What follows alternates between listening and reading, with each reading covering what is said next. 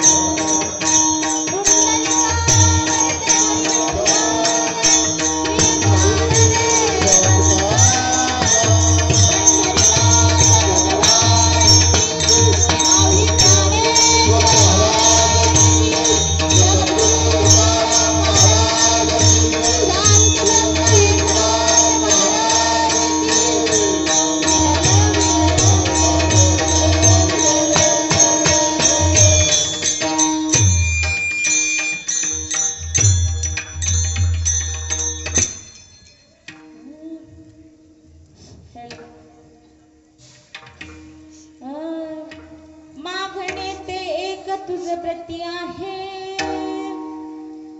मागणे ते का तुझ प्रती आहे, देशील तरी पाहे पांडुरंगा,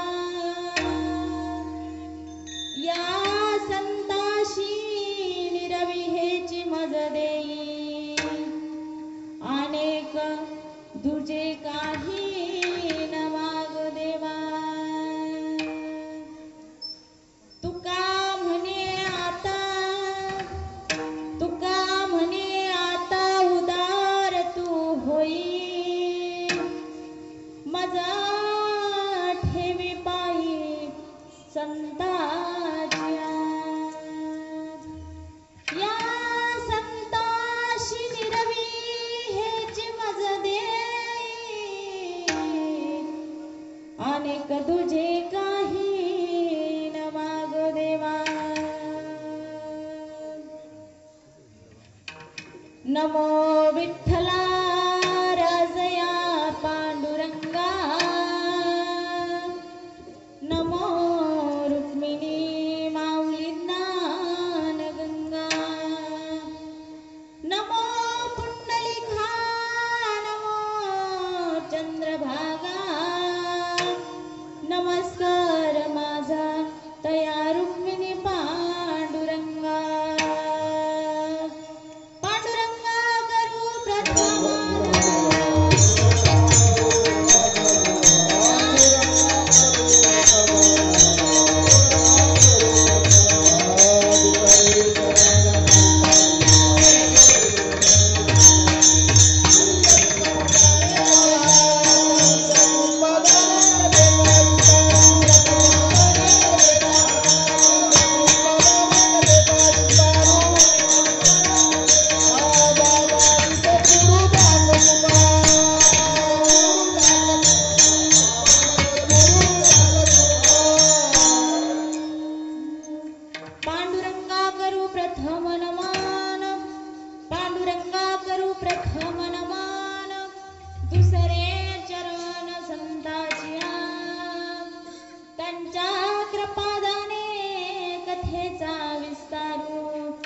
बाबाजी सद्गुरु दास तुका,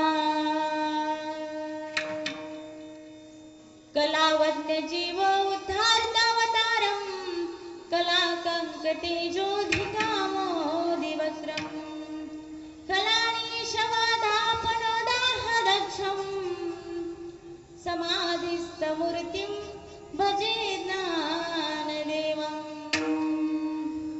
ओम नमो ज्ञानेश्वरा, ओम नमो ज्ञानेश्वरा, करुणाकरा दयाळा, तुमचा अनुग्रह लादलो, पावन झालो चराचरी,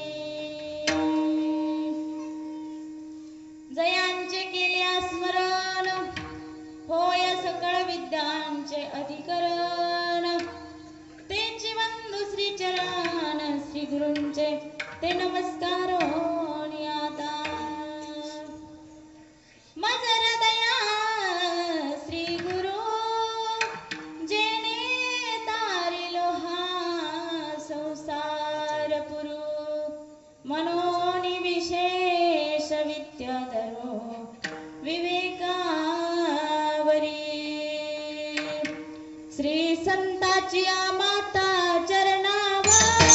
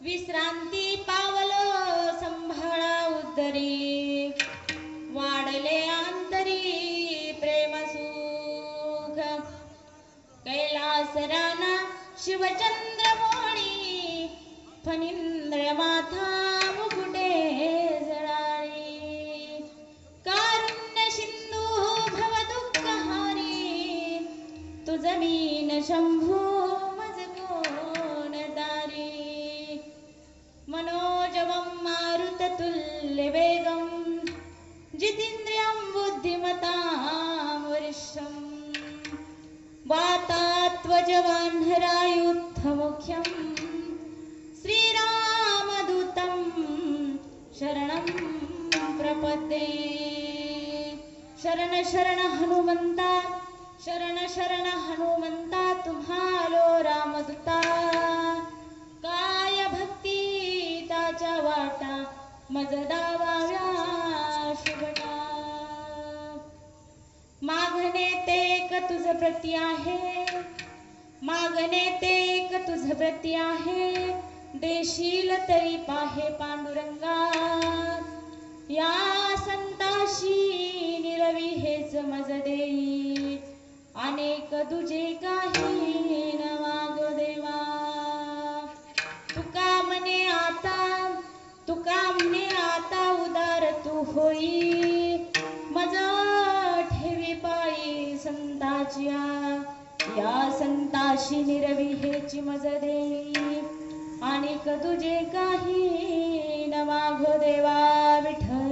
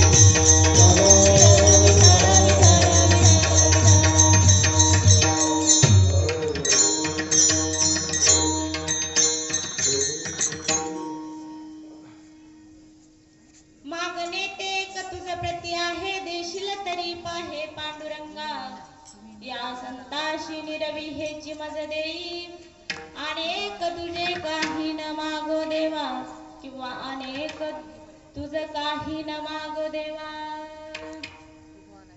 प्रस्तुत सेवेकरता घेतलेला अभंग जगद्गुरु तुकाराम महाराजांचा आहे आणि जगद्गुरु तुकाराम महाराज देवाकडे मागणं मागतात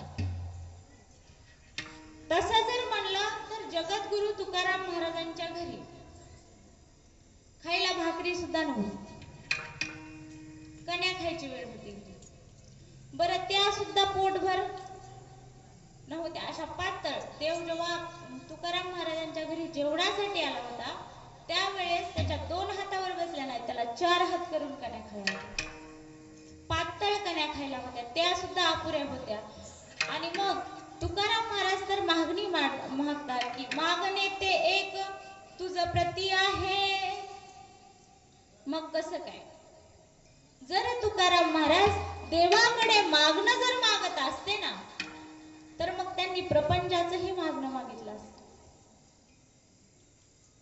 कन्या खायची वेळ त्यांच्या वाली असती का नसती आली परंतु महाराजांना माहित प्रपंच हा कसा आहे हो? मिथ्य आहे आणि सत्य हा पांडुरंग परमात्मा आहे. आणि मग ह्या मिथ्यासाठी मागण्यात काही सुद्धा उपयोग नाही. म्हणून तुकाराम महाराज देवाकडे मागणं ते मागितलं नाही. मग काय मागितलं? महाराज म्हणतात मागणे ते एक तुझ प्रती आहे, देशील तरी पाहे पांडुरंगा. काय मागतोय? तुला जर मला काही द्यायचंच असेल ना तर प्रापंचिक सुख मला काहीही नको. काय दे? या संताशी निरवी हेची मज देई, अनेक तुझे काही न मागो देवा. तुला मी दुसरं काहीही मागत नाही. फक्त एकच तुला जर द्यायची इच्छाच असेल तर एवढंच दे की काय? या संताशी निरवी हेची मज देई. काय दे? संतांचा मला समागम दे. कशामुळं? संतांची मला संगती दे.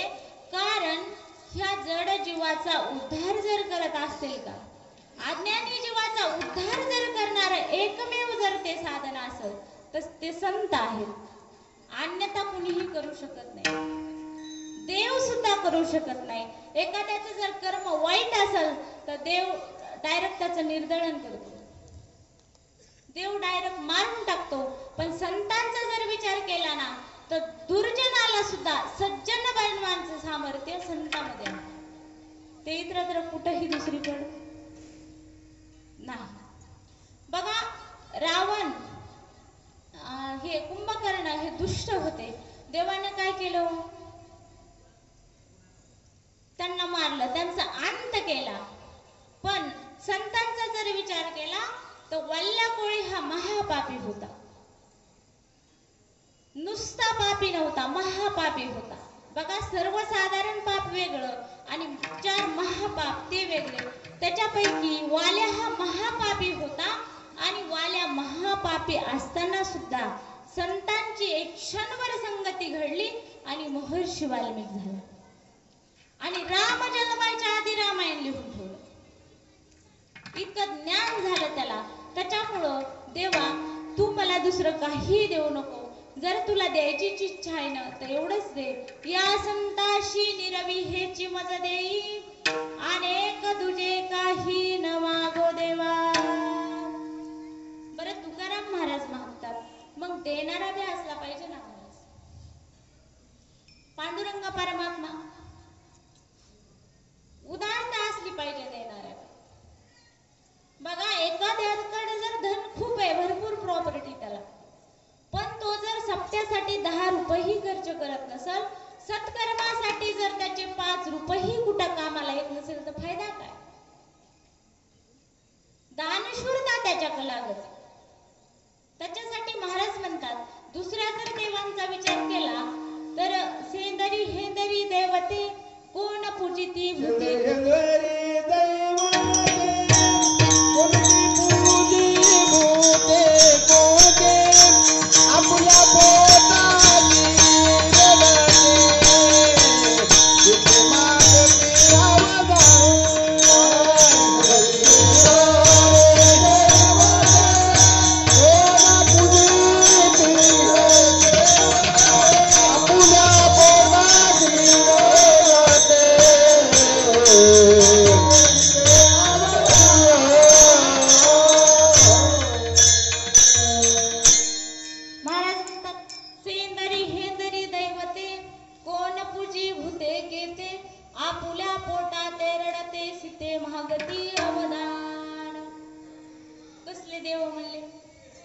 जे स्वतःच्याच पोटासाठी जर रडत असेल. बघा एखादा जर 8 दिवसांनी उपवासी, एक 8 दिवसांनी उपवासी, त्याला 8 दिवस झाला अन्न पाणीच नाही आणि त्याच्याजवळ जर 1 दिवसाचा किंवा 2 दिवसाचा भुकेला जर गेला तर त्याची भूक पूर्ण होईल का? त्याची भूक भागल का? नाही. महाराज म्हणले मग दुसऱ्या जर देवांचा आपण विचार करू तर ते कसे? आपुल्या पोटा ते रडते. जे स्वतः आपल्याच पोटासाठी रडते ते आपलं काय भागवणार आहे? मग त्याच्यासाठी पांडुरंग परमात्मा हा कसा आहे? त्याच्याकडे सगळं काही वैभव आहे आणि तो देण्यासाठी दानशूर सुद्धा आहे. म्हणून महाराज म्हणतात एकच द्यायचंय ना देवा, एवढंच दे. काय तुका म्हणे आता उदार तू होय आणि मज ठेवी पायी संताची. तू एवढ्यासाठीच थोडी उदारता बळ, काय कर थोडा उदार हो, जास्त काही मागत नाही. पण काय मज ठेवी पायी संताची.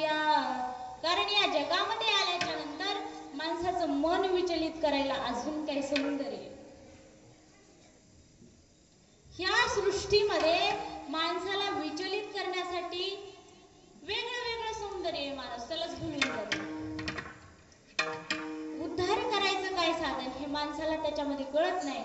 मग काय करतो संता मज ठेवी पायी संताची. संताची पायाजवळ ठेव, जेणेकरून ते काय सतत आपल्याला जाग करतील आणि जाग केल्याच्या नंतर काय होईल, आपला उद्धार होईल. म्हणून महाराज म्हणतात तुका म्हणे आता उदार होई मज ठेवी पायी संताची. या संताशी निरवी हेची मज देई अनेक तुझे काही न मागो देवा विठ्ठल.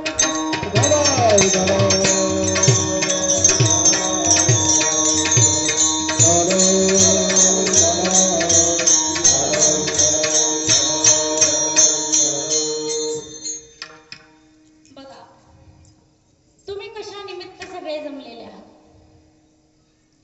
तुम्हा सगळ्यांना माहित आहे कार्यक्रम कशा निमित्ताने आहे. पण तरी वक्त्याचं कर्तव्य म्हणून सांगते की नाथ महाराज सेवा समिती किल्ले धारूरच्या वतीने अखंड हरिनाम सप्ताहाचं नियोजन आहे. आणि त्या अखंड हरिनाम सप्त्याच्या योगाने 7व्या दिवसाची कीर्तन रूपी सेवा माझ्या सुद्धा परम भाग्याने मला प्राप्त झाली. कारण भाग्यच आहे बघा. अभंगच कसा आहे, मागणी परे. कारण का मागायचं, 7 दिवस तुम्ही सगळ्यांनी सेवा केली की नाही, केली का नाही, तुम्ही काहीच म्हणत नाही, केली का नाही, मी काय बघायला होते का. 7 दिवस तुम्ही भगवंताची सेवा केली. कुणाची कायाने घडली असेल, कुणाची वाचेने घडली असेल, कुणाची मनाने घडली असेल, किंवा कुणी पट्टी देऊन तसं काही. कुणाला वेळ नसेल जर मिळत तर बाबा आम्हाला काही वेळ नाही, हे काय 10-5 रुपये तुम्ही घ्या आणि तुम्ही करा. एवढं का होईना सहकार्य कुणी ना कुणी प्रत्येक जणांनी केलंय आणि त्या सहकार्यातून हा अखंड हरिनाम सप्ताह पार पडतोय. बघा फार सुंदर सगळं नियोजन आहे. सर्व टाळकरी मंडळ आता काही माझ्या परिचयाचे नाही.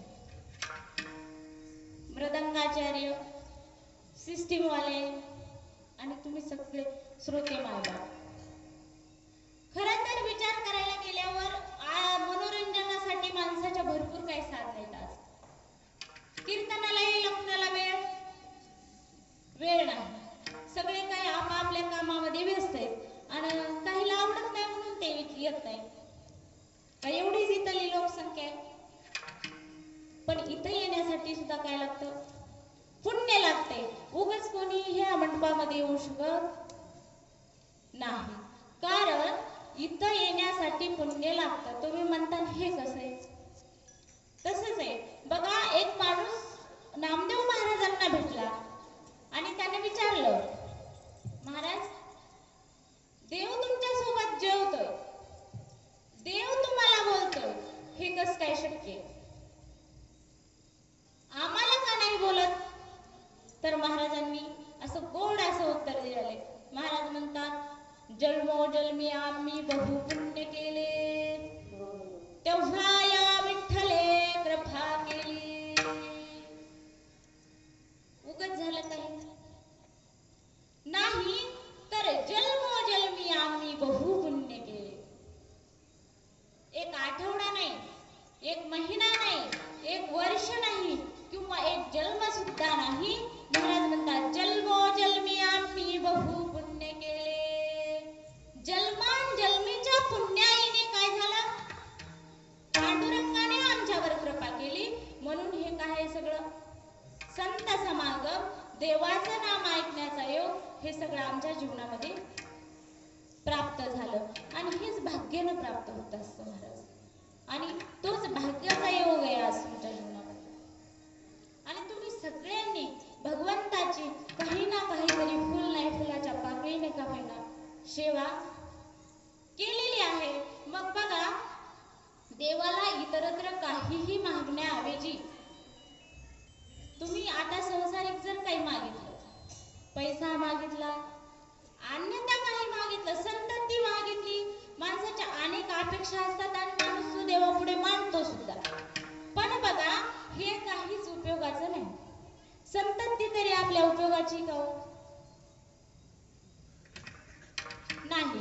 आपल्याला जन्म मरणातून कोणीही सोडू शकत नाही. ना पैसा, ना नातेवाईक, ना मुलं, कोणीही सोडू शकत नाही. त्याच्यामुळे इतरत्र काहीही देवाला मागण्याऐवजी तुम्ही सुद्धा सर्वांनी काय मागायचंय?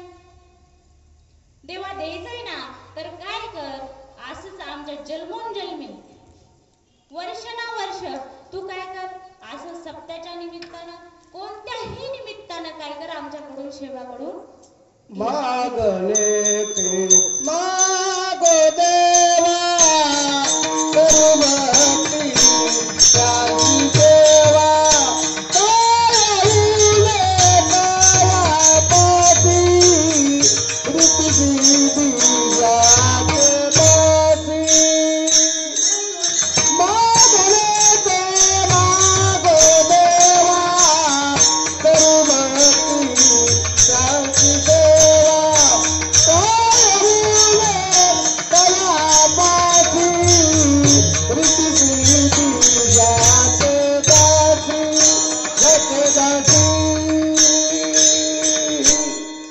महाराजांनी सांगितलं काय? मागणे ते मागू देवा, करू भक्ती त्यांची सेवा, करू भक्ती त्यांची करू सेवा, भक्ती त्यांची सेवा, काय होणे तयापासी, काय होणे तयापासी, रिद्धी सिद्धी त्याची दासी, रिद्धी सिद्धी त्याची दासी. वा, सुंदर. बघा, महाराज म्हणतात एवढंच महागा, कारण इथं जर आलं ना संतांपाशी, तर इथं काही ऊन काहीच नाही. हे मोक्ष, रिद्धी, सिद्धी हे काय? हे संतांच्या घरी काम करायला लागले.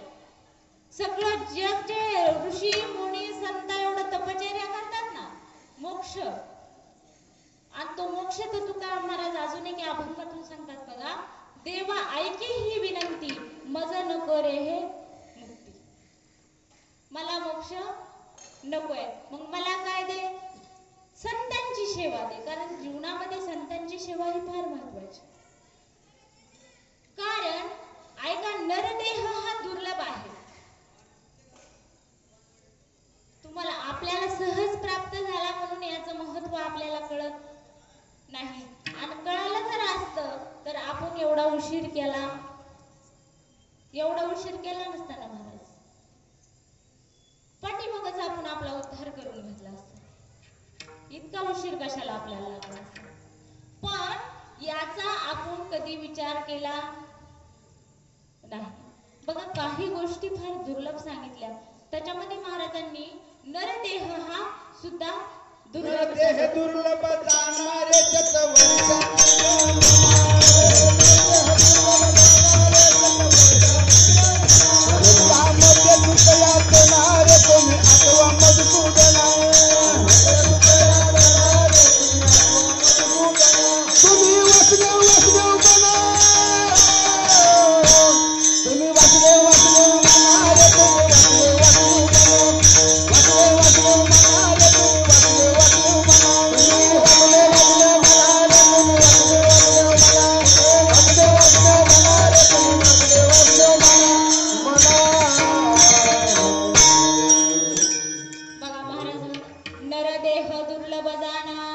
शतवर्षाची गणना, त्यामध्ये दुःख यातना, तुम्ही आठवा मधुसूदना.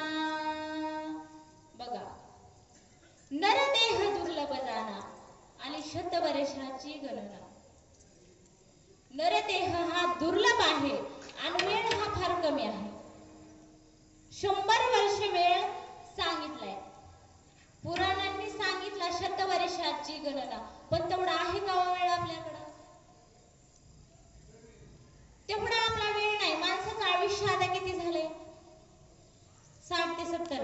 100 वर्ष कोणता माणूस जगते का? जगत नाही. आणि त्यामध्ये सुद्धा माणूस सगळा व्यवस्थितच असेल असं काही नाही. त्यामध्ये दुःख यातना, मग त्यामध्ये पाय दुखते, चलणं होत नाही, बसणं होत नाही. हे काय? त्यामध्ये दुःख यातना. तुम्ही आठवा मधुसूदना. त्याच्यामुळं काय करा, दुर्लभ देह प्राप्त झालाय ना, तर विठ्ठलाचं भजन करा असं महाराज सांगतात की तुम्ही वासुदेव वासुदेव म्हणा. नाहीतर काय, आलेला जन्म वाया जाईल ना हो.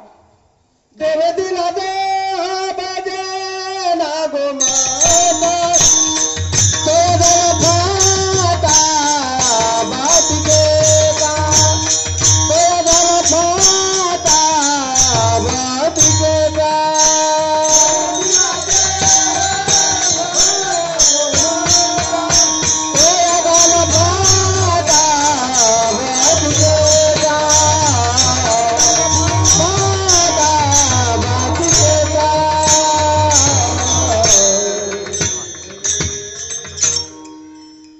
देवे दिला देह भजना गोमटा, तो ह्या झाला फाटा बादिकेचा.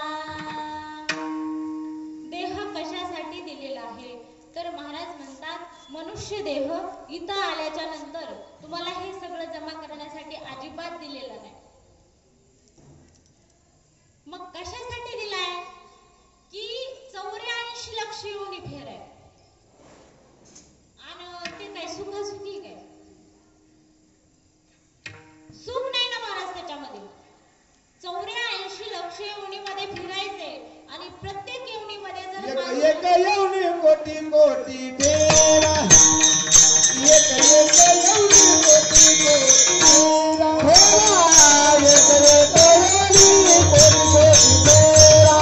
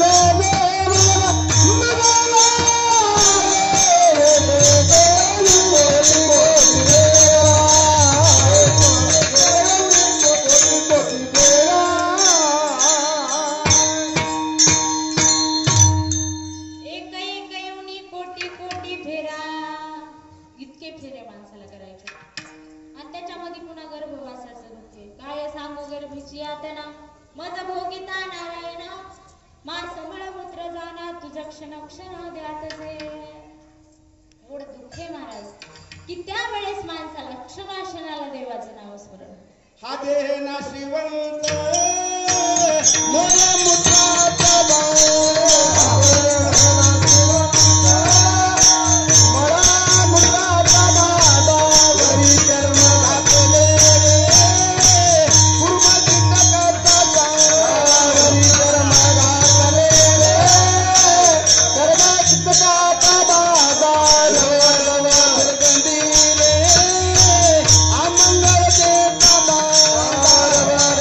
दुर्गा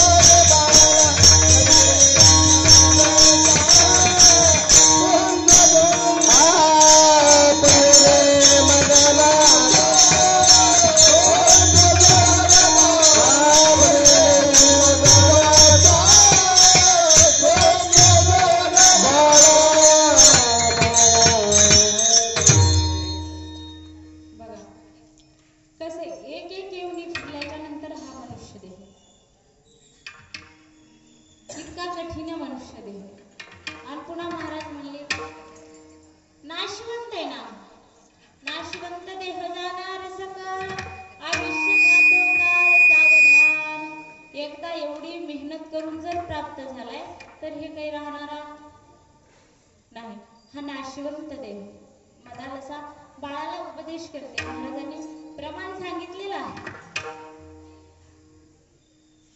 वेळ भगवंताने कमी दिलेला आहे. महाराज म्हणतात जेव्हा माणसाचं पाप आणि पुण्य हे समप्रमाणात होते तेव्हा मनुष्य जन्माची प्राप्ती होते, अन्यथा नाही.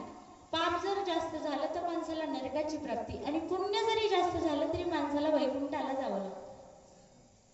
पण मनुष्य जन्म भेटत नाही, इतका दुर्लभ आहे. बरं दुर्लभ आहे, प्राप्त झालाय, मग महाराज काय महत्व आहे ह्या देहाचं? काय महत्व आहे? एवढा काही महत्वाचा वाटतोय का? नाही ना. आलेला एक एक दिवस माणसाचं चाललेलं आहे, पण माणूस नामस्मरण करत नाही. पण या देहाचं किती महत्व आहे सांगू का? महाराज सांगतात स्वर्गीचे अमर इच्छिता ती देवा मृत्यू लोकी व्हावा जन्मामा. कुणाला वाटते या मनुष्य जन्माची प्राप्ती झाल्याच्या नंतर हा जो भगवंताच्या नामाचा आनंद आहे, संत समागमाचे जे महत्व आहे का ते त्या वैकुंठातल्या लोकांना काय वाटतंय की दैवा स्वर्गीचे अमर इच्छिता ती दे मृत्यू लोकी व्हावा जन्मामा. का नारायण नामे हो जीवन मुक्त.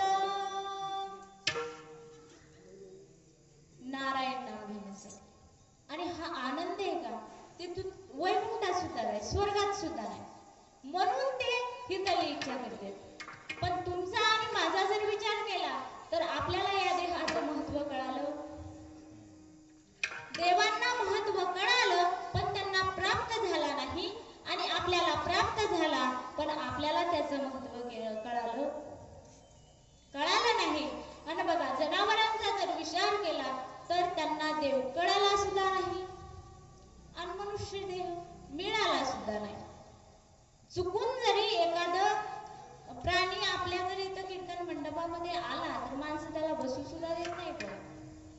तसंच आहे ह्या जन्मामध्ये सेवा करण्याची संधी तुमच्या जीवनामध्ये. दुसऱ्या जर योनीमध्ये जन्म प्राप्त झाला ना तर मग माणसं जरी यायची इच्छा झाली आणि आला बी तरी त्याला बसू देत नाहीत. म्हणून महाराज सांगतात की आलेला जन्म काय वाया घालवू नका. विठ्ठल विठ्ठल.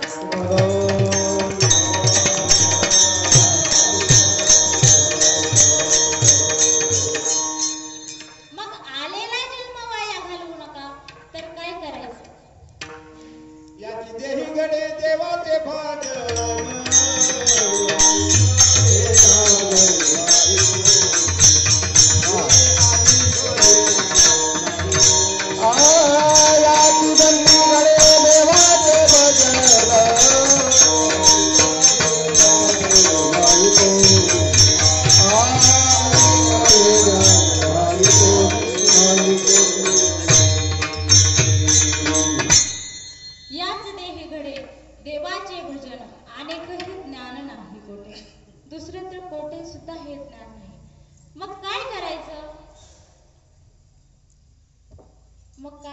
संत भेटले पाहिजे.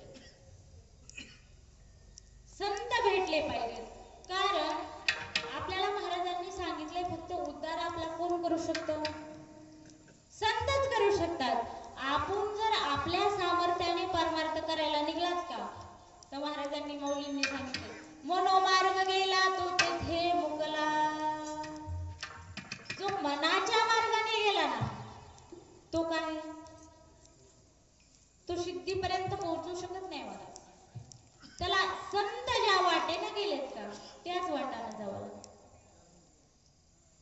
उद्धार जर करून घ्यावा लागला तर संतच मिळावे लागतात.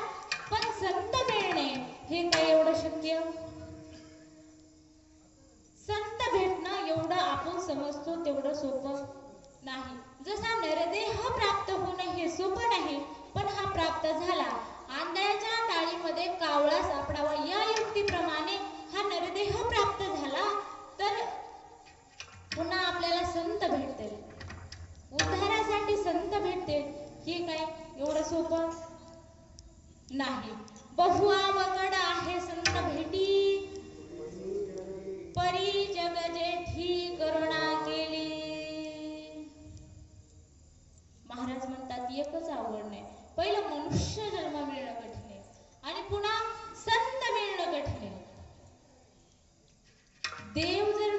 केली तर आपल्याला संत भेटतात, पण देवाने कृपा केली पाहिजे. आणि मग देवाने कृपा केली, संतही भेटले, ह्या सगळ्या गोष्टी ठीक आहेत, पण महाराज संत ओळखायचे कसे? संतांची काय लक्षण आहे बघा. संत आम्ही ओळखतो कारण पोटासाठी संत, आणि झाले गेले तर बहुत, आणि झालेच संत झाले का नाही? एवढे महाराज लोक झाले की मला वाटतंय ऐकणारे बी तेवढेच आणि महाराज बी तेवढेच. मग एवढे जर झाले तर महाराज कुठं संत असतात का हो? संत नव्हती जगा मानसाच्या सारिके, संत नव्हती जगा मानसाच्या सारिके.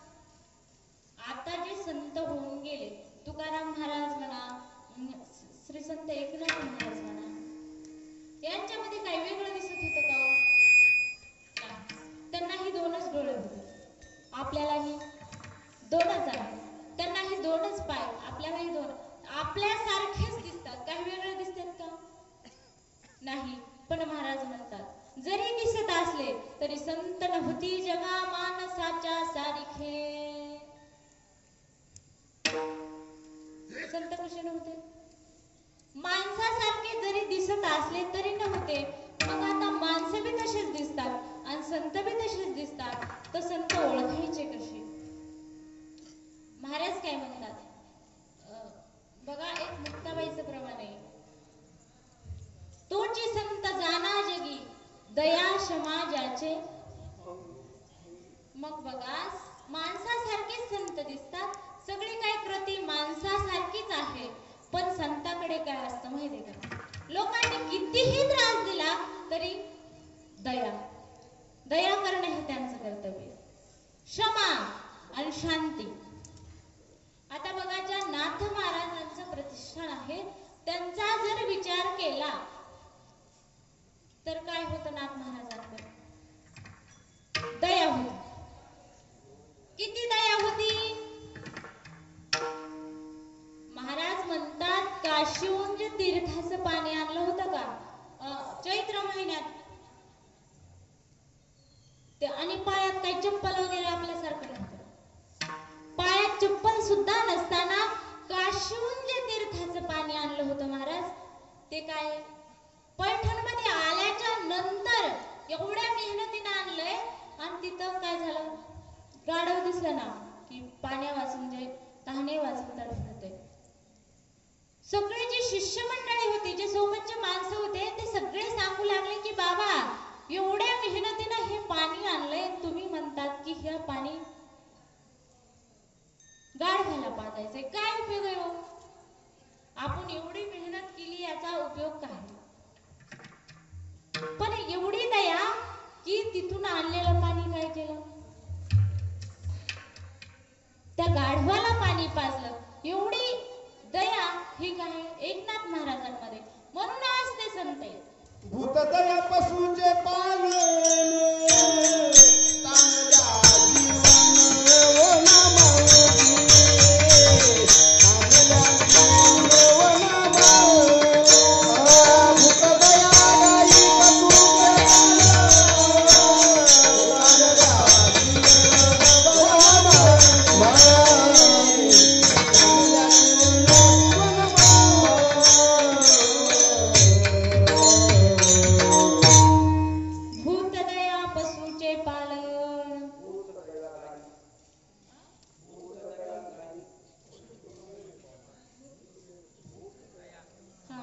भूतदया पशुचे पालन.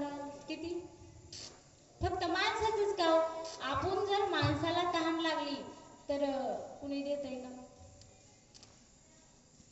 तुम्ही जर बिना चप्पलचं काशीहून जर पाणी आणलं आणि तुम्हाला जर कुणी माणसाने मागितलं, जाऊ द्या जनावरांचं सोडा, माणसाने मागितलं तर तुम्ही देतान का? नाही. आपण म्हणतात तू इथं बसल्या बसल्या तुला मागायला काय, तिथून जाऊन आणायला किती मेहनत लागती हे काय करणाऱ्याला माहिती. आपण देऊ शकत नाहीत महाराज, पण एकनाथ महाराजांनी ते गाढवाला पाणी पाजलं. एवढी दया प्राण्यावर सुद्धा, माणसावरच नाही प्राण्यावर सुद्धा एवढी दया, क्षमा, शांती. याच्याबद्दल तर काही सांगायचं. एकदम शांत असे होते एकनाथ महाराज. त्यांची शांती भंग करण्यासाठी गावातल्या काही कुठ्या लोकांनी नाना प्रकार केले, नाना प्रकार, आणि त्यांना त्रास द्यायला चालू केलं. पण तरीही रागवले. येवन अंगावरी थुंकला, प्रसाद देवनी मुक्त केला. 108 वेळेस महाराज काय ती थुंकण्याची सीमा तरी गेली. त्याच्या अंगातलं सर्व पाणी जेव्हा संपलं का तेव्हा ते चक्कर येऊन पडलं. आता तेव्हा काय केलं? एकनाथ महाराजांची माफी मागू लागले. पण ते एकदा सुद्धा म्हणले नाहीत की बाबा कशामुळे तू थुंकलास किंवा काहीही त्याला बोलले नाहीत. यायचं घाटामध्ये आल्याच्या नंतर त्याने अंगावर थुंकायचं, जाऊन परत त्यांनी स्नान करून यायचं. उलट माफी मागू लागल्याच्या नंतर ते म्हणले तू जर माझ्या अंगावर थुंकला नसता ना तर मला 108 वेळेस या गोदावरीचं स्नान घडलं नसतं. तू एवढे उपकार माझ्यावर केलेस की तुझ्यामुळे आज मला 108 वेळेस थांबवलं. मग इतकी शांती ब्रह्म एकनाथ महाराजांकडे, म्हणून तर त्यांना शांतीचा सागरच असं, शांती ब्रह्म असं म्हटलं. बघा दुसऱ्या संतांच्या बाबतीत वेगळ्या वेगळ्या पदव्या आहेत, पण शांती ब्रह्म ही पदवी फक्त एकनाथ महाराजांनाच लागते. एवढी शांती, हे सगळं सोडा. बघा आता दुसरी तर शांती किती. आपण जर साधा एखाद्या परपुरुषाचा आपल्या जर पत्नीला गर्दीमध्ये चुकून धक्का लागला, चुकून, मुद्दाम म्हणून नाही, चुकून लागला तरी तो माणूस त्याला मारायला धावतो की नाही? बिलकुल आपल्याकडे क्षमा नाही. पण एकनाथ महाराजांकडे किती क्षमा होती. महाराज म्हणले की काही लोकांनी, त्यालाही गरज होती, त्याच्या बिचाऱ्याच्या पुरीचं लग्न होतं म्हणून त्यालाही पैशाची आवश्यकता होती, म्हणून त्यालाही हे सगळं करणं भाग होतं. म्हणून हा गेला माणूस त्यांच्या घरी जेवायला, आणि जेवायला गेल्याच्या नंतर जेव्हा त्या वाढायला आल्या, त्यांच्या पत्नीचे नाव गिरिजा, जेव्हा वाढायला आल्या का त्यावेळेस हा माणसाने काय केलं, उठून त्यांच्या पाठीवरच बसला. का की शांती ब्रह्म महाराजांची काय करायची होती, शांती भंग करायची होती. परंतु शांती ब्रह्म एकनाथ महाराज रागवले नाहीत, उलट सांगितलं गिरिजा बाळाला नीट धर, पडल. मग एवढी शांती दुसऱ्याकडे आहे का? कोणी असू द्या ना महाराज, इतकी शांती दुसरीकडे कुठेही. पण गिरिजा माता सुद्धा रागवल्या नाहीत. त्या सुद्धा काय म्हणल्या, लेकरं सांभाळायची मला चांगल्या प्रकारे सवय आहे, अजिबात मी पडू देत नाही. मग दुसऱ्याकडे एवढी शांती नाही महाराज, कुठंच एवढी शांती नाही. म्हणून तर जगात फक्त एकच शांती ब्रह्म हे पद येतात. एवढी शांती आहे संताकडे. आणि असे संत काय, चांगल्याचा तर शरण आलेल्याचा उद्धार करतात, पण जो एवन 108 वेळेस चुकला त्याचा सुद्धा काय केला, उद्धारच केला ना महाराज. म्हणून जगद्गुरु तुकाराम महाराज अभंगाच्या मागणे ते एक, मागणे ते एक, मागणे ते एक तुझा प्रत्याय, मागणे ते एक, मागणे ते एक, मागणे ते एक तुझा प्रत्याय.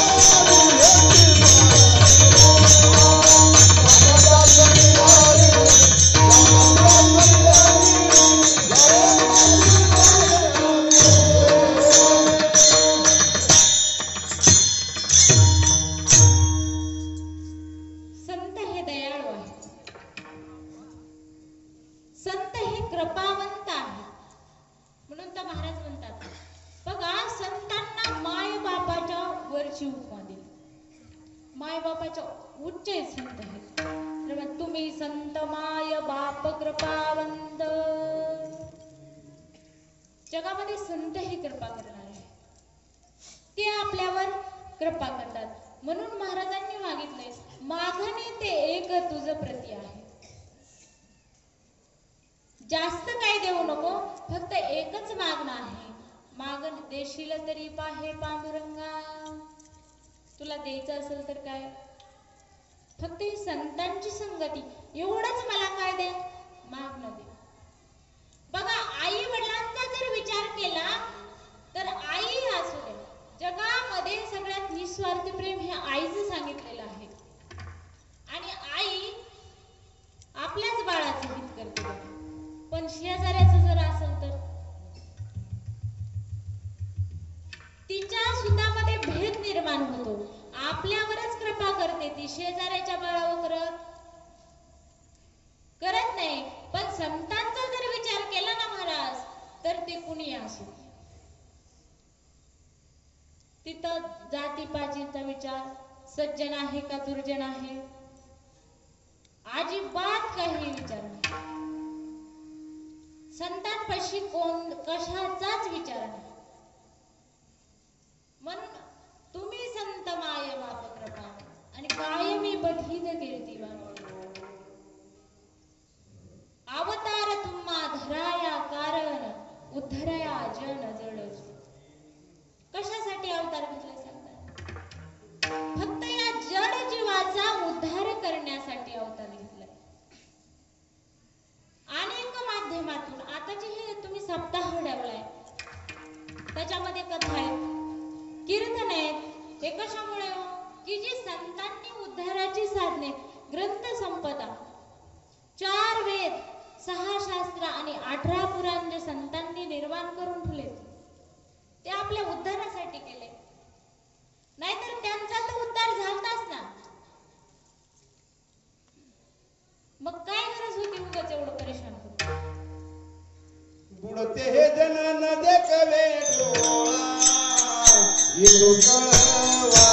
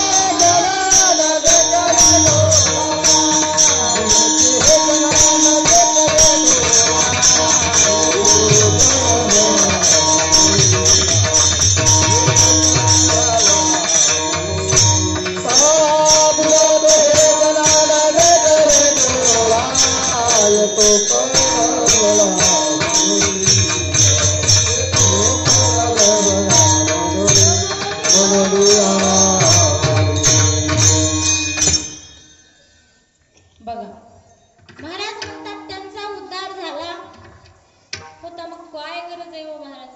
मौलींनी ज्ञानेश्वरी, एकनाथ महाराजांचं भागवत कथा, एकनाथ महाराजांचा गाथा, संत तुकाराम महाराजांचा गाथा, काय गरज होती. त्यांना खायला अन्न पाणी भेटलं नाही, तरीही जगासाठी एवढं केलं. संत जोपर्यंत जिवंत होते ना, तोपर्यंत त्यांना फक्त माणसाने त्रासच दिला. आताच्या काळात जर बघायला गेलं तर आम्ही संत येतो, महाराजांना संत म्हणता येईल का? बघा, की कसं आहे, संतांचा महिमा तो बहुदुर्गम आणि शाब्दिकाचे काम हे शाब्दिक माणसाच्या न होत आहे का? होत नाही. संत ते संत, त्यांचा महिमा कसा आहे? त्याची संत त्याची संत संत हे कवी संत हे कवी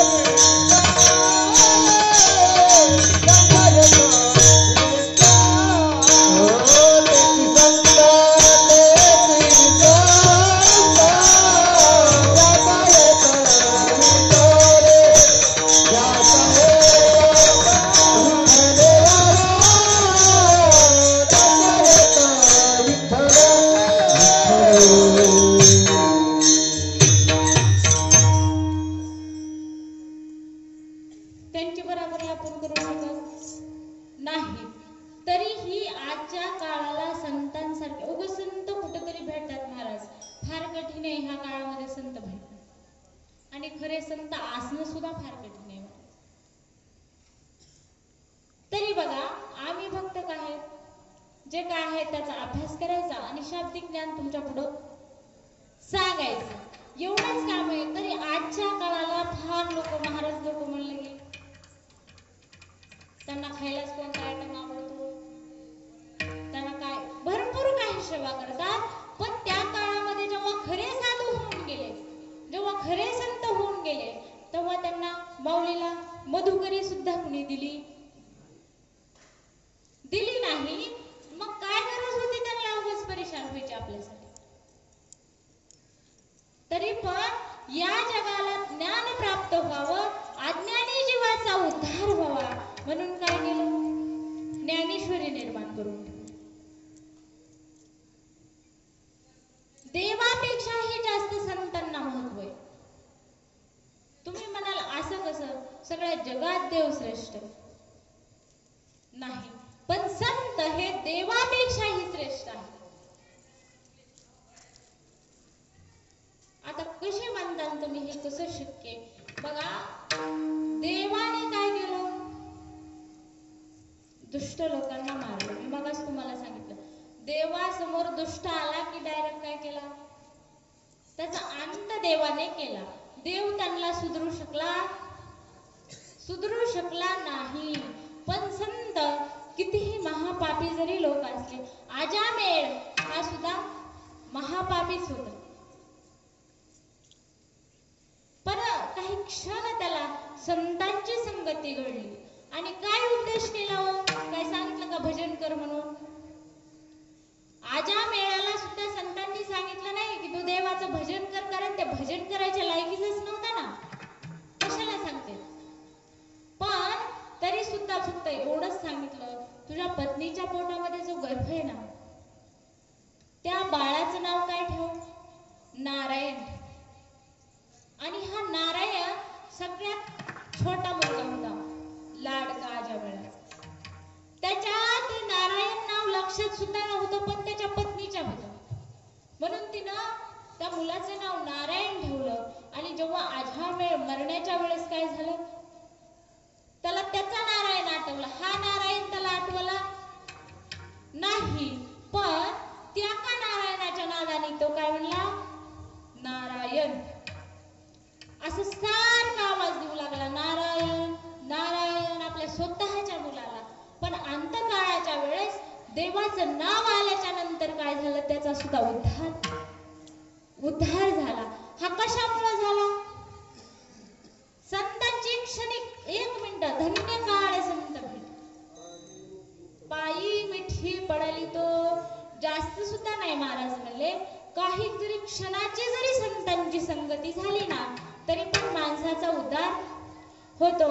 आणि हे सामर्थ्य फक्त संतातच आहे, देवाकडे सुद्धा नाही. सांगते एकदा भजन करा, विठाला विठ्ठल.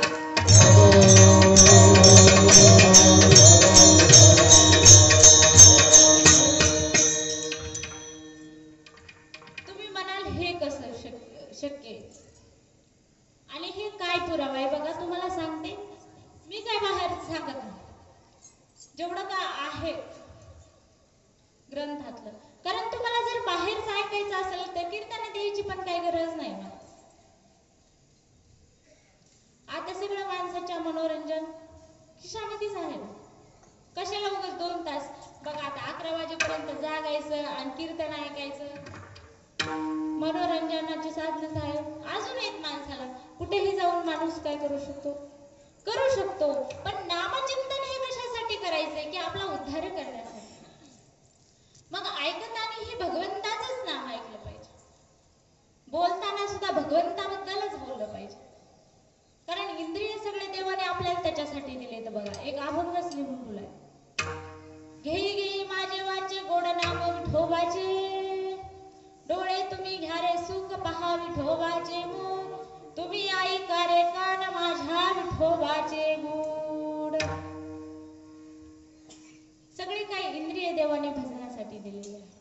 आणि म्हणून आपल्याला देवाच आपण परमार्थ करण्यासाठीच हे केलंय ना महाराज, नाही तर अन्यथा आपल्याला काही साधना बाहेर भेटू शकतात. मग देव का, संत का श्रेष्ठ आहे आणि देव का श्रेष्ठ नाही? बघा, संतांचं सामर्थ्य काय आणि देवाचं काय? आतापर्यंतचे जे उदाहरण होते ते सजीवामधले होते, माणसाचे होते. पण हे आहे का, हे दोन्ही गोष्टी अशक्य आहेत, हे शक्य नाही. बैलाचं दूध काढणं हे शक्य आहे का? आपल्या इकडे आहे का? काढतात का? नाही. पण महाराजांनी सांगितलं काय झालं? राधेला पाहून भुलले हरी, बहिल दुहितो नन्ना घरी. काय झालं? गवळणींना जेव्हा कृष्ण परमात्म्याने पाहिलं तेव्हा त्यानं काय केलं? गाईचं दूध काढायचं सोडून दिलं आणि बैलाखालीच बसले ना. आणि बैलाखालीच बसले आणि बैलाचं दूध काढू लागले. त्याला भूलच पडली कृष्ण परमात्म्याला, हा गाय आहे का बैल? पण ते देव होता महाराज, काय करू शकत नाही, सगळं काय करू शकतो. म्हणून त्यानं काय केलं? बैलाचीच धार काढली. बैलाची धार देवाने काढली, पण तो बैल कसा होता? सजीव होता. शक्य महाराज, काय बी करू शकतात. पण जगद्गुरु तुकाराम महाराजांचा जर तुम्ही विचार केला, जेव्हा जगद्गुरु तुकाराम महाराजांचं वैकुंठ गमन झालं तेव्हा असं सांगतात की जगद्गुरु तुकाराम महाराज 3 वेळेस खाली आले, मृत्यू लोक. कारण निळंबार आहे जगद्गुरु तुकाराम महाराजांचे शिष्य आहेत आणि त्यांनी धावा करायला चालू केलं तुकाराम महाराजांचा. मग तुकाराम महाराजांचा एवढा धावा केला तरी देव आला. पण देव आल्याच्या नंतर महाराज म्हणले, येते तुझ लागी बोलाविले कोणी, प्राथिल्या वाचूनी आला शिका. इथं तुला कोणी बोलवलं? देव आला. कारण अधिकारच संतांचा तेवढा म्हणता येईल. देवाची सुद्धा किंमत तुला बोलविलेच कोणी? माणसाला कुठेही बोलविलं तर जावं का, नाही बोलविलं तरी जावं. आणि नाही बोलविल्याच्या नंतर गेल्यावर माणसाची फजिती होत असते. म्हणून आपण जिथं मान आहे, जिथं बोलवलंय तिथंच जावं, अन्यथा दुसरीकडे जावं नाही. म्हणून देव जरी असला तरी त्याला बोलवलंच नाही ना, किंमत कोण करेन त्याची? ते म्हणले, तर तुझं लागी बोलाविले कोणी, प्राथिल्या वाचूनी आला शिका. आणि त्यांची मुलगी भागीरथी बघा, ती नाही का धावा करू लागली की भागीरथी करी धावा, कोण्या गावा गेले बाबा. बाबा कुठे आहे आणि तुम्ही कुठं गेलात? असं जेव्हा भागीरथी धावा करू लागली तेव्हा एकदा तुकाराम महाराज वैकुंठावरून खाली आले भागीरथीसाठी. मग बाबा आल्याच्या नंतर त्यावेळेस काय एवढे साधना नव्हते महाराज, त्यावेळेस काय एवढे ॲटम नव्हते. त्यावेळेस जर मुख्य ॲटम म्हणलं तर ते म्हणजे शेवयाचा भात. मग बाबा आल्याच्या नंतर भागीरथीने विचार केला की आता मी बाबांसाठी जेवायला काय शेवयाचा भात करणार आहे, पण त्याच्यासोबत दूध नाही खायला. मग आता काय करायचं प्रश्न पडला ना भागीरथीला. आणि हे तुकाराम महाराजांना कळल्याच्या नंतर जवळच एक महादेवाचं मंदिर होतं. मग महादेवाच्या मंदिरात जगद्गुरु तुकाराम महाराज गेले आणि देवाची पूजा केली, नंदीची पूजा केली. आणि निर्जीव जो दगडाचा नंदी, महादेवापुढे कोणता असते? सजीव का निर्जीव? निर्जीव दगडाचा नंदी असतो महादेवासमोर. मग त्या नंदीलाच महाराजांनी उठवलं. नंदीचे दूध काढिले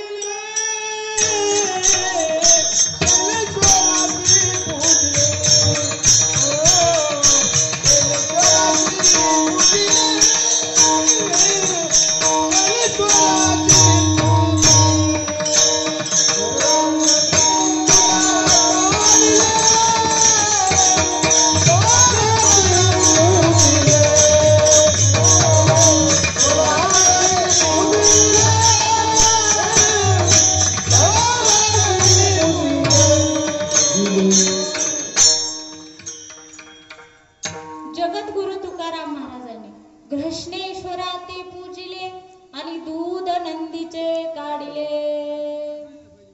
बघा, देवाने दूध काढलं होतं, तो सुद्धा कोण होता? नंदीच होता.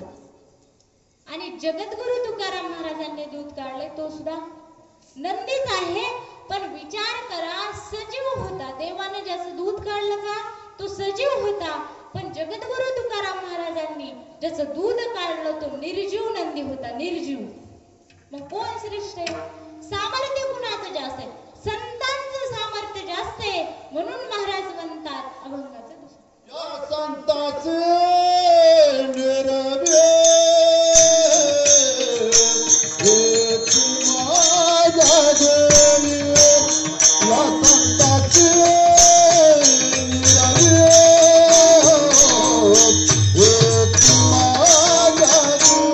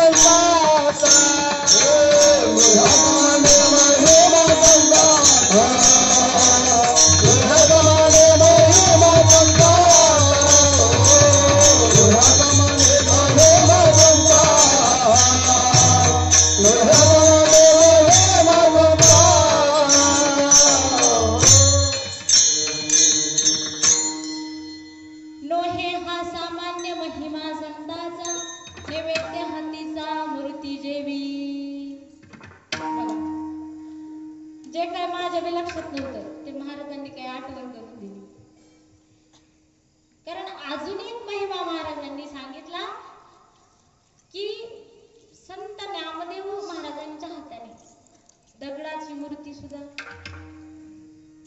दगडाची मूर्ती सुद्धा जेवली.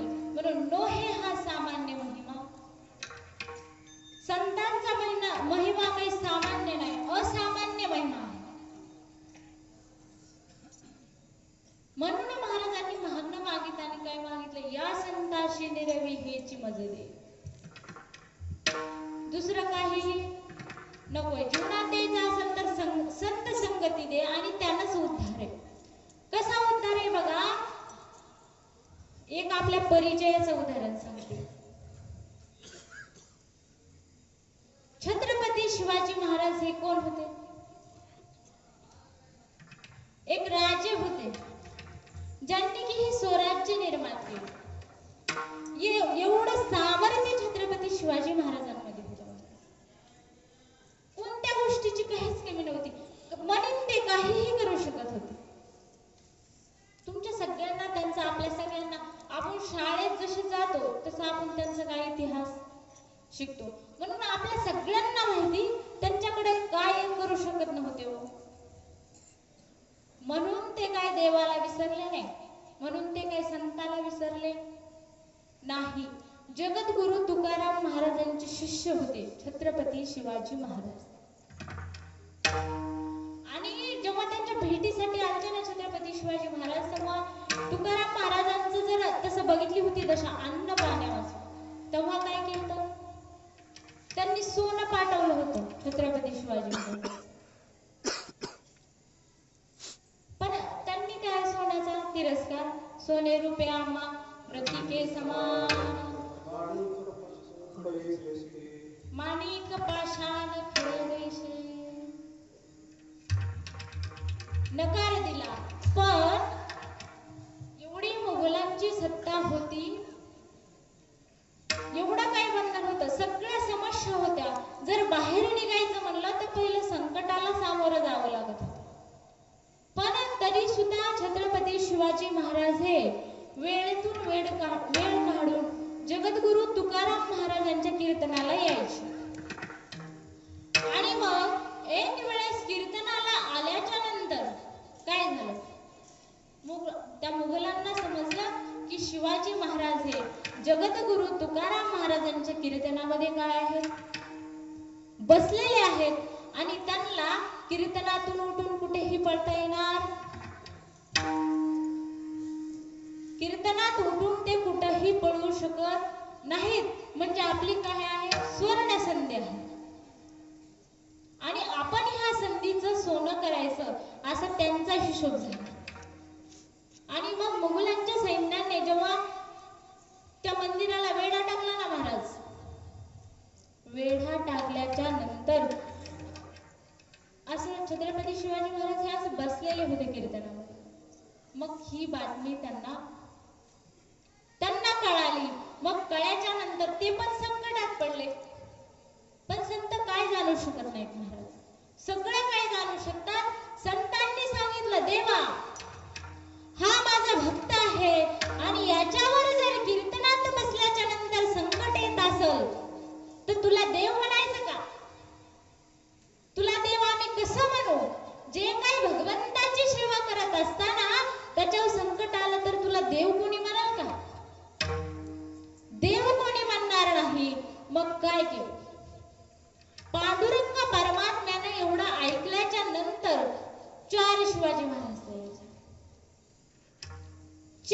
शिवाजी महाराज तयार. भगवंताने अवतार घेतला, 4 तयार झाले आणि 4ही दिशेनं 4 पळू लागले.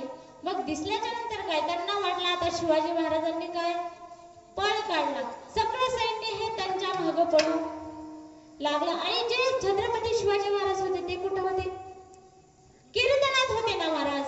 मग संतांच्या जर पायापाशी माणूस राहिला, संतांच्या जर पायापाशी असेल तर कोणावरही काहीही संकट कधीच येत नाही.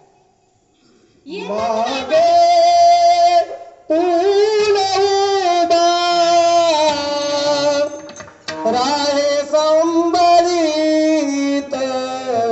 आली आगाद आली आगाद आली आगाद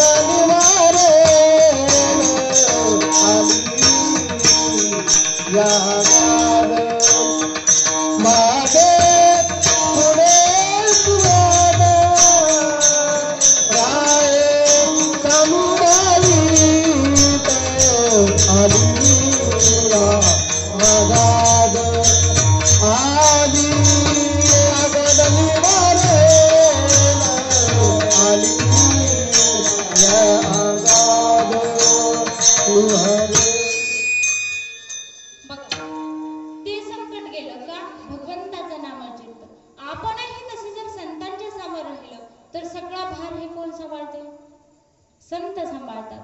आणि देव एकनाथ महाराजांच्या घरी देव काम करीत होता महाराज. श्रीखंडा चंदन उगळून करी वस्त्र गंगा तिरी दूतासे. संतांचं काम. मग संतांनी जे सांगितलं, जगद्गुरु तुकाराम महाराजांनी जेव्हा हे संकट देवाला सांगितलं ना, तेव्हा ह्याच्यामधून काय झालं, मुक्तता झाली. म्हणून महाराज अभंगाच्या शेवटच्या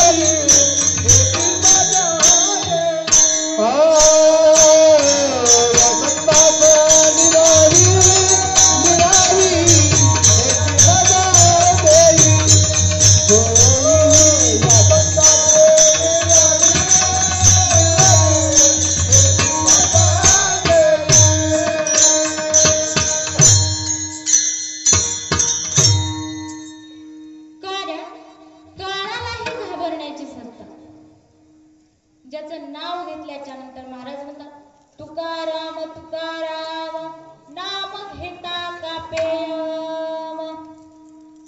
ज्याचं नाव घेतल्याच्या नंतर काळाला सुद्धा भीती वाटते. असे कोण आहेत? संत महात्मे अशा आहेत देवा.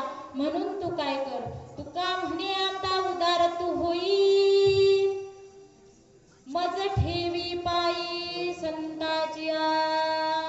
म्हणून तू काय कर, एवढंच कर, मला काय कर, संतांच्या पायाजवळ ठेव.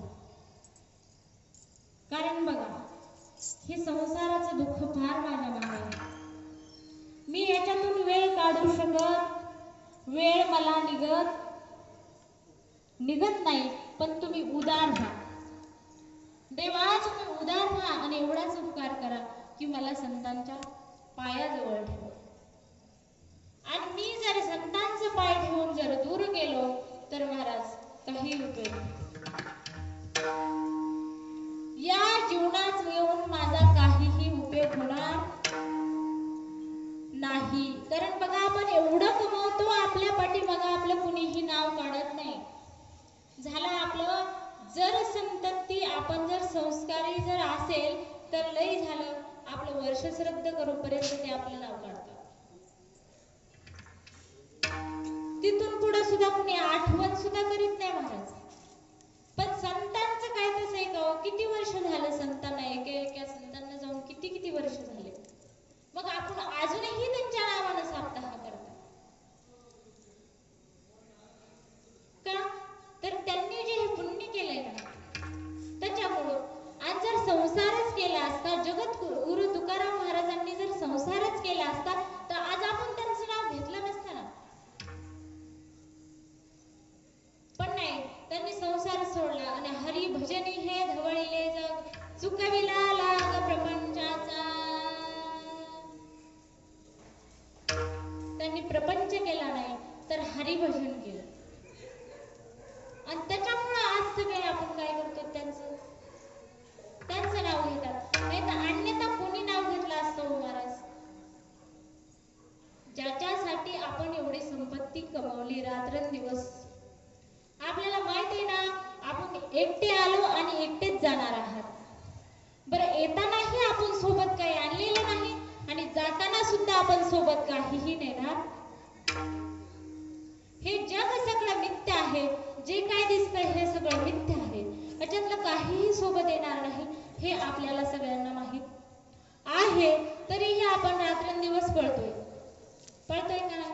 प्रत्येक जण रात्रंदिवस पळतोय. पण कधीतरी उद्धार करण्यासाठी काय संतांच्या पायावर ठेव.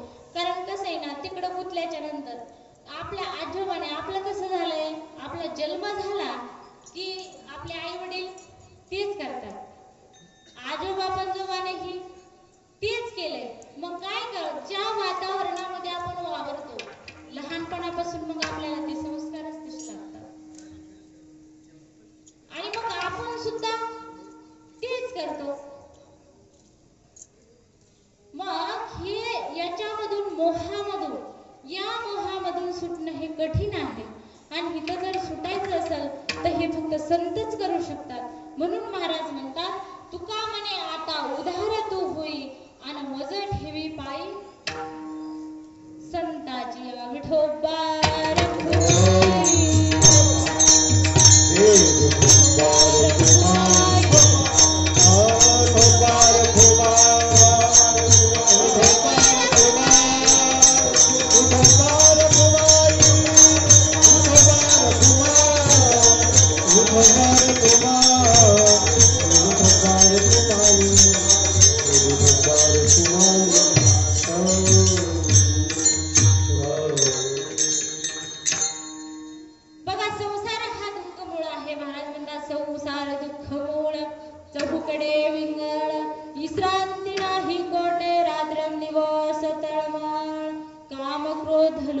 लोभसुनी पाठी लागले ओढाळ. महाराज एवढे पाठीमाग लागलेले, यांनी आपल्याला सोडलेलं नाही. मग आपण याच्यामधून कसं सुटू? महाराज म्हणतात, सुटायचं असेल तर काय भगवंताचं नामचिंतन करावं लागेल आणि संतांच्या पायाजवळ राहून करावं लागेल, मग आपण सुटू. आणि भगवंताच्या नामामध्ये समाधान आहे. कितीही पैसा कमवा, सुख प्राप्त होईल. सुख वेगळं आणि समाधान वेगळं. सगळं काही जरी माणसाला प्राप्त झालं तरी तो माणूस समाधानी असू शकत नाही. सोयी सुविधामुळे त्याला सुखी असू शकल, ठीक आहे, त्याला बसायला गाडी, राहायला बंगलाय, सगळं काही खूप, सगळी मुलं नोकरीला आहेत, काय सुख आहे, पण तरी त्याच्या मनात काही ना काहीतरी खेद आहे, तो समाधानी नाही. आणि मग समाधान प्राप्त करायचं असेल तर ते एकमेव ठिकाण कोणतं आहे? परमार्थ किंवा भगवंताचं नामचिंतन हे एकमेव ठिकाण आहे. आणि मग हे एकट्याने होऊ शकत नाही. म्हणून तर काय म्हणवणी मेळ जमविला,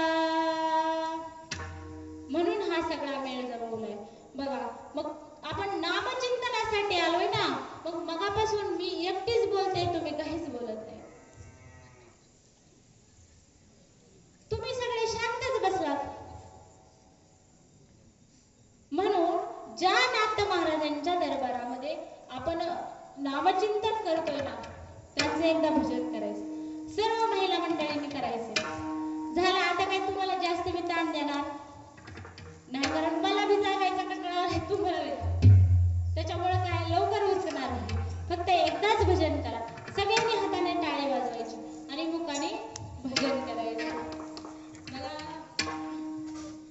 हरी भानुदास एकनाथ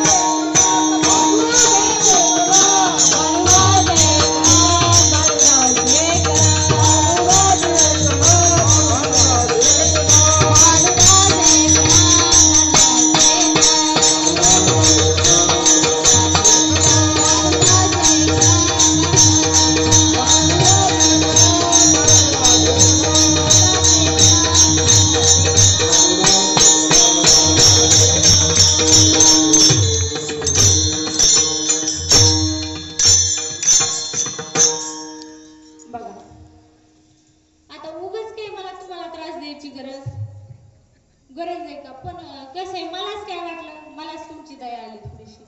कारण भजने ही मगापासून आनंद घेते, मीही घेते. मग तुम्ही आल्याच्या नंतर तुमचा बी काहीतरी फायदा पाहिजे का नाही? आपण फायदा करण्यासाठी तर इथं आलोय ना, आणि 2 तास बसून राहिलोय. मग तुमचा बी काहीतरी फायदा पाहिजे, म्हणून त्याच्यामुळे मी तुम्हाला थोडासा त्रास दिला. संतांच्या दारात जर नामचिंतन केलं, बरं तुम्हाला कसं वाटलं? समाधान वाटलं का नाही? 2 मिनिटाच्या भजनानं एवढं माणसाला समाधान वाटतो. कारण कशासाठी? समाधानासाठीच आलोय. त्रास तर आपल्याला तिकडे बी भरपूर आहे ना. तिकडं महाराज आपल्याला लयच वैताग आहे. काही माणसं बघा कीर्तनात आल्याच्या नंतर झोपतात. तुम्ही झोपला नाहीत कुणीच बरं का. एकदम असं गुलाबाचं फुल कसं फुललेलं आहे तसं सगळ्यांचे चेहरे. अजिबात कुणी सुद्धा झोपलं, कंठाळा सुद्धा कुणाला आलेला नाही. एकदम तुम्ही सुंदर आहे, तुमच्याबद्दल नाही, पण माणसं झोपतात. बरं त्या बिचाऱ्यांची काही चूक नाही महाराज. प्रपंच एवढा वाईट आहे की एवढा माणूस त्रासून जातो. भगवंताचं नाम ऐकल्याबरोबर त्याला समाधान प्राप्त होतं. आणि मग जेव्हा आपल्याला समाधान, आपल्या डोक्यात जेव्हा काहीच चिंता नसते का, तेव्हा माणसाला झोप लागते. नाही तर बघा, माणसाच्या डोक्यात जर विचार असेल का, विचार, ते माणूस रात्र झोपत नाही. रात्र ते माणूस झोपत नाही. म्हणून ते बिचारे इथं आले की समाधानी होतात, लागते त्यांना झोप. तसं तुम्हाला पण समाधान वाटलं का नाही? वाटलं का नाही समाधान? वाटलं समाधान, सगळ्यांना समाधान वाटलं. आणि असंच महाराज भगवंताच्या नामामध्ये समाधान आहे. म्हणून तुम्ही सुद्धा 8 दिवस जी देवाची सेवा केली ना, बाकी काही मागू नका. कारण काही उपयोग नाही महाराज. द्यायचंय ते देव आपल्या प्रारब्धाने, आपल्या नशिबाने देणारच आहे. देवाने जन्म घातला आहे म्हणजे काही कुणाला उपाशी ठेवणार नाही ना. त्याला काळजी ना, आणि तेच काळजी करतो. माणूस काय करू शकतोय महाराज? माणूस काही करू करता करविता सगळा पांडुरंग परमात्मा आहे. माणूस काहीही करू शकत नाही. आणि त्याच्या मनात जर नसेल तर माणसाचं काही होतही नाही. देवाच्या मनात असला तर बघा ना, न शिकलेला कसलाही माणूस पण ते चांगल्या प्रकारे धन कमवू शकतो. आणि काही सगळं काय असताना पहिला लाख पगारी असला तरी त्यांना टिकवता येत नाही. मग फायदा काय? म्हणून ह्याचा काहीच उपयोग नाही. म्हणून तुम्ही सुद्धा मागताना हेच मागा, या संताशी निरवी हेची मज देई, अनेक तुझे काही न मागो देवा. काय कर देवा? जरी आपण सगळे प्रपंचिक लोक आहेत, जरी काय सतत मला देवाचं चिंतन नाही घडलं तरी काही अडचण नाही. कारण काम आहेत ना प्रत्येकाच्याच मागे. सगळं काही काम सोडा असंही म्हणलं नाही ना. महाराजांनी सांगितलं, कामामध्ये काम, काही म्हणा राम राम. काही राम राम म्हणायचंय, आणि राम राम म्हणायचंय, आणि काय करायचंय? समाधान जर पाहिजे असेल, समाधानी जर राहायचं असेल, जे का आपले मुलं आहेत ना, आपण थोडासा जर देवाला वेळ दिला, आपण जर त्याला छोटे असतानाच मंदिरात घेऊन गेलो तर ते बरोबर पुन्हा मंदिरात जाते ना महाराज. मग आपल्याला तेवढाच वेळ त्याच्यासाठी द्यायचा. आता जिजामातेने जेव्हा शिवाजी महाराजांवर संस्कार केले तेव्हाच ते एवढे मोठे घडले ना. आणि नसते जर संस्कार केले तर घडले नसते. मग तसंही आपण जर 2 मिनिट सकाळी किंवा संध्याकाळी थोडा वेळ काढून मंदिरात जर घेऊन आला तर बरोबर काय होईल? तसे संस्कार. परिणाम काय होईल? त्यांचाही जन्म वाया जाणार नाही, आपला सुद्धा वाया जाणार नाही. त्याच्यासाठी देवाकडे एकच मागायचंय सगळ्यांनी, या संताशी निरवी हेची मज देई, अनेक तुझे काही न मागो देवा. ज्ञानेश्वर माऊली, ज्ञानेश्वर माऊली, महाराज ज्ञानेश्वर माऊली,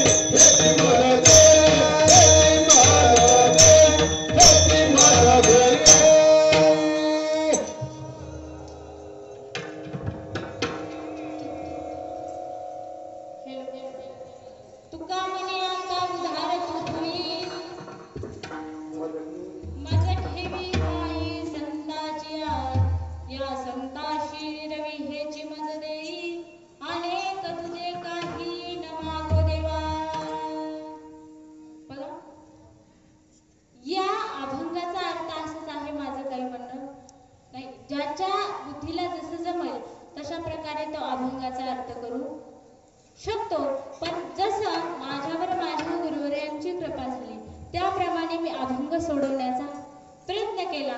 त्याच्यामध्ये मला जे योग्य वाटलं असेल ते म्हणजे गुरुवर्यांची कृपा किंवा पांडुरंगाची कृपा, जे काही अयोग्य असेल तो माझ्या वाणीचा दोष. विचार जर करायला गेलं तर तुम्ही सगळे मायबाप उच्च श्रेष्ठ आहेत, पण मी माझ्या कमी बुद्धीने ना तरी बालक वडा बोली गावा कुडा विचुका पावली ते जो जकरवणी माऊली रिघे जेवी. ऐकून घेतलं त्याबद्दल सगळ्यांचे धन्यवाद. गायन मंडळींनीही चांगल्या प्रकारे साथ दिली त्याबद्दल मी सगळ्यांचे आभार मानते. तुम्ही पण माझं ऐकून घेतलं.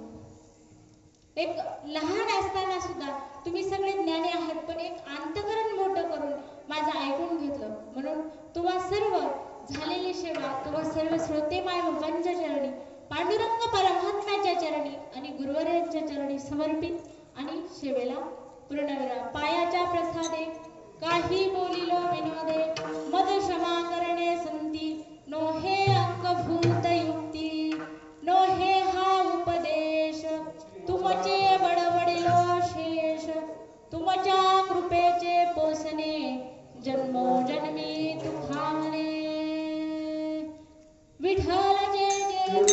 जय जय विठ्ठल जय जय विठ्ठल जय जय विठ्ठल